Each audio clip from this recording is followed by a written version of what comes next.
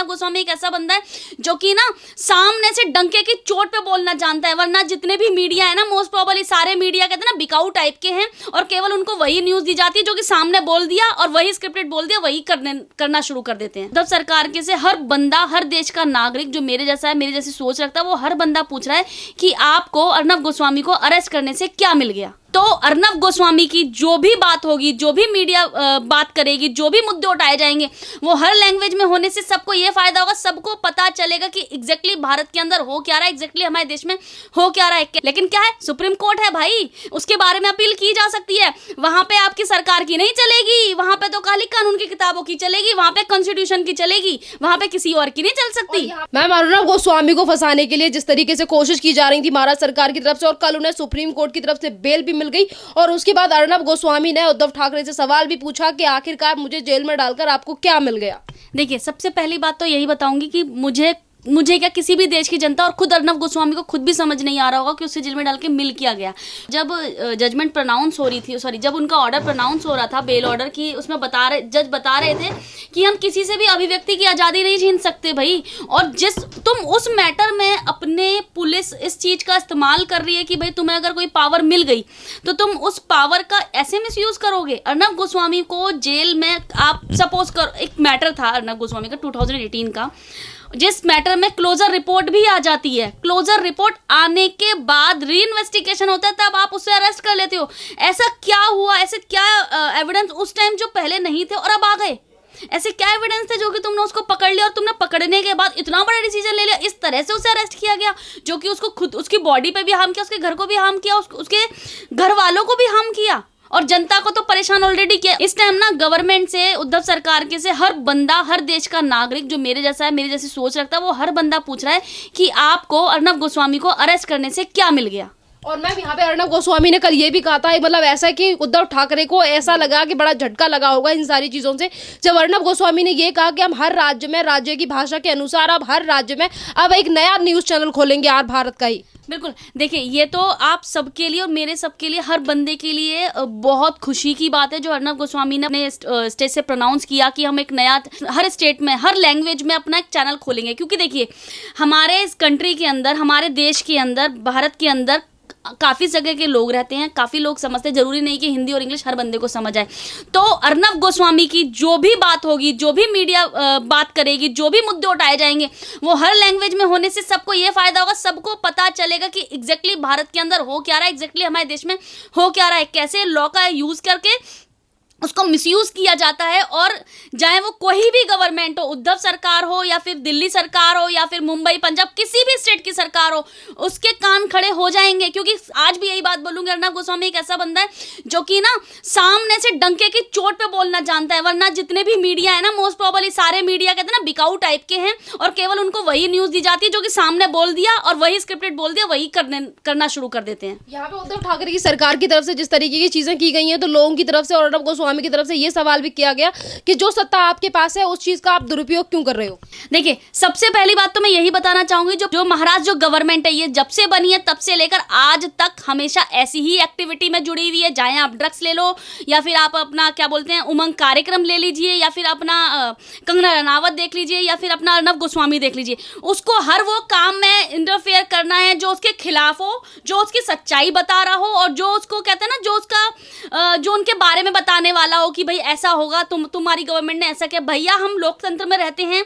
अगर आपके चैनल के माध्यम से कोई भी महाराष्ट्र गवर्नमेंट का कोई भी अधिकारी अगर मेरी बात को सुन रहा है तो मैं यही बताना चाहूंगी, हम लोग एक लोकतंत्र देश में रहते हैं, हम लोकतंत्र शासित देश है हमारे को यहाँ पर सबको बोलने का अधिकार है, अपने तरीके से अपनी चीज़ों को सामने रखने का अधिकार है। इसका मतलब ये नहीं, अगर गवर्नमेंट आई है, गवर्नमेंट अगर प्रेजेंट में है, तो गवर्नमेंट को अगर कोई काम गलतियां हैं तो उनको सुनने का भी उनको अंदर साहस होना चाहिए कि आप सुन सको। आपको अपनी कमियां सुनने का साहस नहीं है, आपको झूठी बढ़ाइयां ही सुनने का साहस है, हम आपकी बढ़ाइयां ही करते रहे, क्यों करे भाई, अब वो समय खत्म हो गया। मैम, कल अर्नब गोस्वामी जैसे ही अपने ऑफिस वापस आए तो उन्होंने उद्धव ठाकरे के लिए ये भी कहा कि जेल में मुझे डालकर क्या मिल गया, और उन्होंने सुप्रीम कोर्ट का भी आभार जताया, वो भी मराठी भाषा में। देखिए मैम, सेम मैं आपको यहीं पे ये बोलना चाहूँगी कि कहते हैं ना, महाराष्ट्र सरकार को, शिवसेना को, वहाँ की लोगों, वहाँ की जो गवर्नमेंट है प्रेजेंट में, उनको पता नहीं क्या ऐसा मिल गया।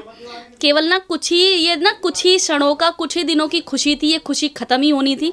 क्योंकि आप किसी को भी अनएथिकल तरीके से, इलीगल तरीके से आप अपनी पावर का इस्तेमाल करके जेल में नहीं डाल सकते, क्योंकि हर किसी के ऊपर कोई ना कोई बड़ा होता है। तो हमारे देश की अगर जनता के साथ, किसी के भी साथ में, जाए वो किसी भी स्टेट का हो, किसी भी राज्य का हो, अगर उसके साथ गलत काम हो रहा है तो हम उस सब के ऊपर सुप्रीम कोर्ट है, और सुप्रीम कोर्ट पे सबको पूरा कहते हैं ना, एक विश्वास है कि सुप्रीम कोर्ट कभी भी कोई ऐसा काम नहीं करेगा जो कि हमें देख के लगे कि भाई सुप्रीम कोर्ट ने गलत काम किया है। सुप्रीम कोर्ट ने वही काम किया है, अपनी ऑर्डर में बोला भी है कि आप अभिव्यक्ति की आजादी किसी से नहीं छीन सकते। जब ऑर्डर प्रोनाउंस हो रहा था, जब ऑर्डर लिखा जा रहा था, तो जस्टिस ने बोला था कि आपको अगर चैनल पसंद नहीं है तो आपके पास रिमोट है भाई, आप आजकल आप अपना रिमोट चेंज करके बदल सकते हो। जब आपको गाना पसंद नहीं आता ना मैडम, तो हम गाना चेंज कर देते हैं। तो आप क्या, अगर आपको चैनल पसंद नहीं आ रहा, आप चैनल चेंज कर दो। आप अभिव्यक्ति की आजादी किसी से छीन लोगे क्या?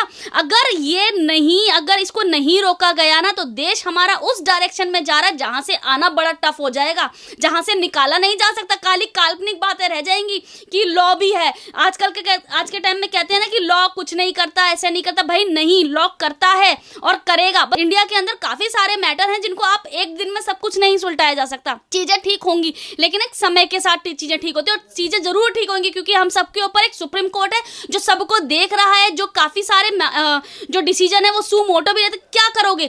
डिस्ट्रिक्ट कोर्ट क्या कर लेगी, या फिर अपने जो स्टेट की है, मुंबई बॉम्बे जो कोर्ट है, जो हाई कोर्ट है, क्या कर लिया उन्होंने अगर सरकार के दबाव में आकर उसको चलो 10 दिन, 15 दिन, 20 दिन, इतने दिन तो जेल में रखा क्या?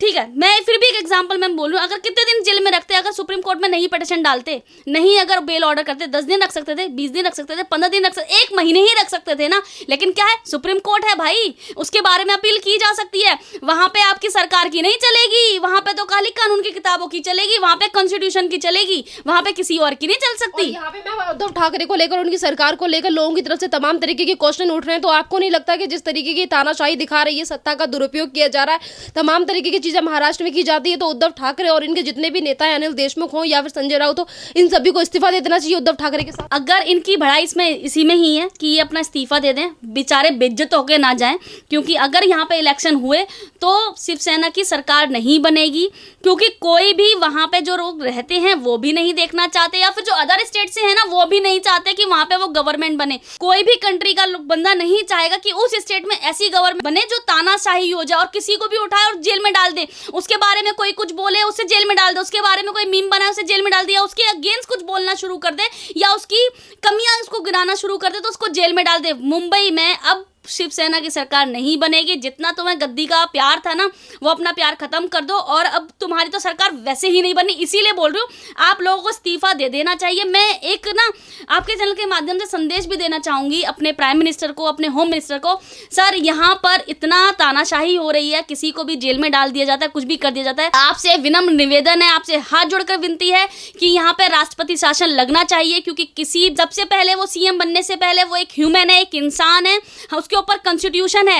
एटलीस्ट कम से कम किसी सीएम को कॉन्स्टिट्यूशन तो पढ़ाना चाहिए कि सीएम, अगर आप सीएम पद पे आ रहे हो तो आप उल्लंघन नहीं कर सकते। सीएम बनने का मतलब ये नहीं कि आप वहां के राजा बन गए, आप कुछ भी कर दोगे, वो पुराना समय चला गया राज का। यही निवेदन करना चाहूंगी अपने होम मिनिस्टर से, पीएम जी से।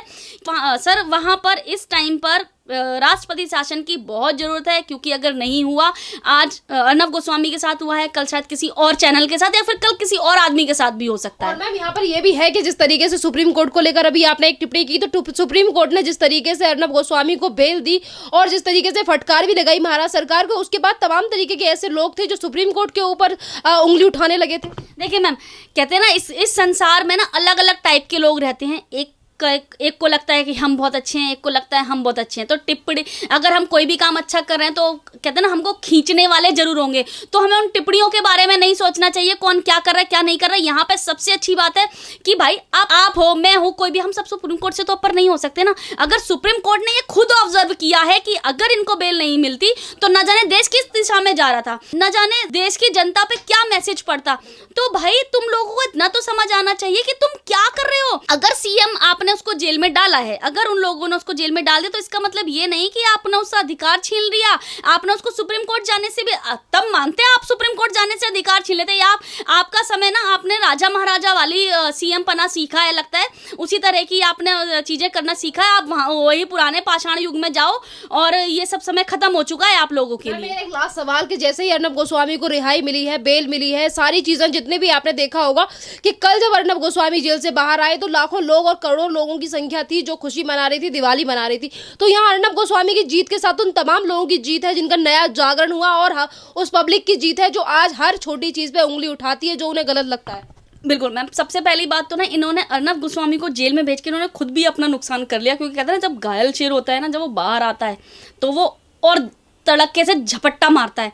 तो भाई आपने जो इसको घायल किया है ना, अब आपकी खैर नहीं है। अब ना लगता है कि 24 आवर ना पर्सनली मुंबई गवर्नमेंट के लिए एक शो जरूर बनना चाहिए कि मुंबई गवर्नमेंट कर क्या रही है, वहां पे विकास क्या हो रहा है, वहां पे रोडें क्या हो रही है। क्योंकि आपकी सबसे बड़ी गलती यहाँ पर ये हो गई, आपने इलीगल तरीके से औरत से अरेस्ट किया। उसकी बॉडी पे भी उसके निशान आए थे, जिसने जैसा देखा गया चैनल के थ्रू।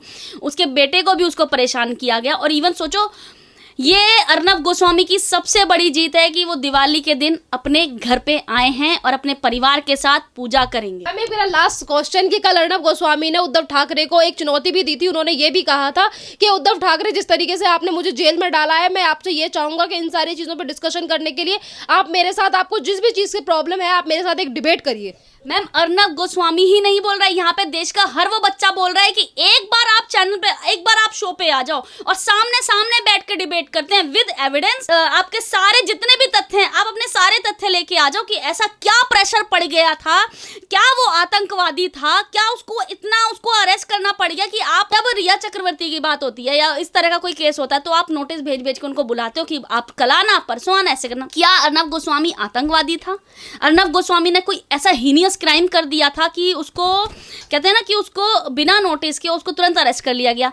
अबेटमेंट टू सुसाइड का इस पर मैटर चल रहा था। एक मैं सिंपल से एक एग्जांपल मानो मेरे को, कल को अगर मैं कहीं बैंक से लोन ले लेती हूँ, पीएनबी बैंक से, कहीं से भी, और बैंक किस्तें नहीं चुका पाती हूँ, क्या मैं उसमें लिख के मर जाती हूँ कि मैं पीएनबी बैंक से ऐसे ऐसे हो, तो क्या पीएनबी बैंक के मालिक को जेल भेज दिया जाएगा? नहीं भेजा जाएगा ना। तो चलो वो एक अलग मैटर हो गया, वो सारे ट्रायल का पार्ट हो गया कि क्या ऐसी परिस्थिति रही थी जो कि उसको, मैं उसकी तरफ से ही बोल रही हूँ मैम, कि ऐसी क्या परिस्थिति कि उनकी मम्मी को और उनको सुसाइड करना पड़ा, चीज़ें थी। क्या उन्होंने पेमेंट, अगर अर्नब गोस्वामी ने पेमेंट नहीं दिया, अगर हम फैक्ट पे जाए तो ऐसा क्या रीज़न था जो कि अर्नब गोस्वामी ने पेमेंट नहीं करी है? ठीक है, कुछ तो हुआ होगा ना रीजन, तो वो एक ट्रायल का पार्ट है, तो उसे ट्रायल पे ही छोड़ देना चाहिए आपको और मुझको और मुंबई गवर्नमेंट को ना, जनता या क्या कहते हैं ना, जज बन के उस पर निर्णय नहीं देना चाहिए। और निर्णय देने का अधिकार भी नहीं है, उसके लिए कोर्ट बैठी हुई है। आप अपना काम, एटलीस्ट अपना ही काम सही से कर लीजिए।